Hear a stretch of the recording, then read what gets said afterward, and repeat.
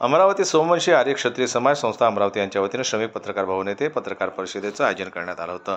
या पत्रकार परिषदेला संस्थेचे सचिव अमर सोनवळकर यांनी कार्यक्रमासंदर्भात विस्तृत माहिती दिली। यावेळी म्यानमार देशाचे भारताचे राजदूत ॲडव्होकेट मोहनराव नरसिंहराव पिंपळे हे सुद्धा उपस्थित होते। त्या अमरावती येथे त्यांचा भव्य नागरिक सत्कार कार्यक्रम आयोजित करण्यात आला आहे। याकरता उपस्थित ते होते।